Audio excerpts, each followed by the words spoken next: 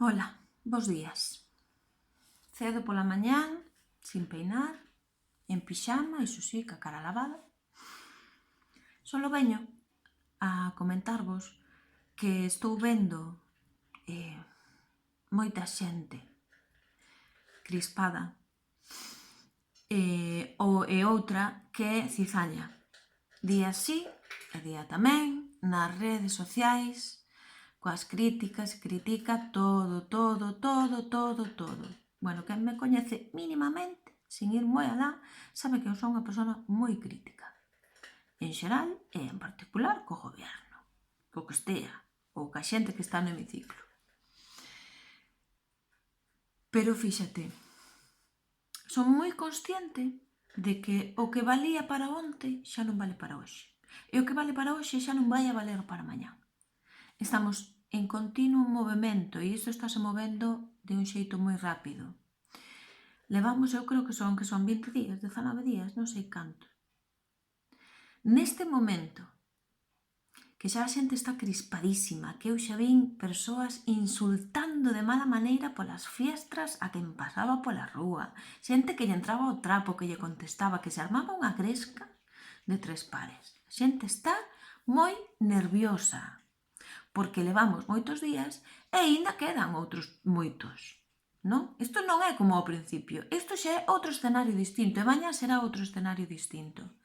Eu, cando vexo a televisión e cando vexo a comparecer aos políticos, eu o que quero é que me dean tranquilidade, que me dean a min e a todas as persoas que o vemos.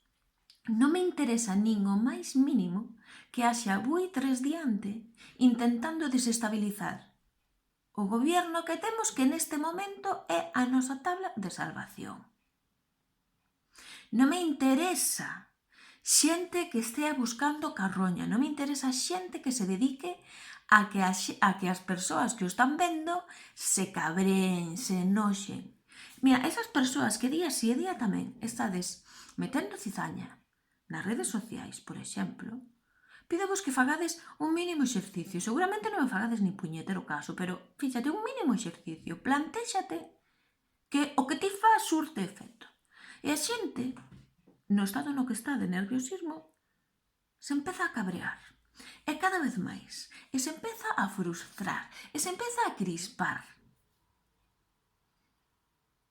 E no medio de todo eso, empezan a entrar ganas de botar a porta fora. Por exemplo. Ou de tirarlle pedras a quen pasa pola calle, porque xa vin quen se poñía con balíns. O sea, ese escenario que ti te plantexas é moito mellor. Crees que eso nos vai axudar en algo a superar esta situación? Se ti ves cousas que non están ben, oye, anotas, sabes? Ou mándalle unha carta privada, mándalle un correo ao goberno, teñen correo electrónico, mándallo. Pero deixa a xente tranquila. Deixa a quen está intentando que as persoas leven isto o millor posible. Porque cando se vai nunha barca e se está no medio dunha tempestade, podes remar para salir de aí, ou se non podes tirarte ti á agua e deixar o resto tranquilo.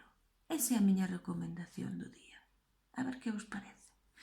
Bueno, apertas para todas as persoas que estades intentando que este mundo sexa mellor, e tamén para todas as persoas que estades con vos mesmas, traballando o vosso interior e preocupándovos de que a vosa parceliña estea ben, porque así, parceliña a parceliña, é como se fai o camiño bo.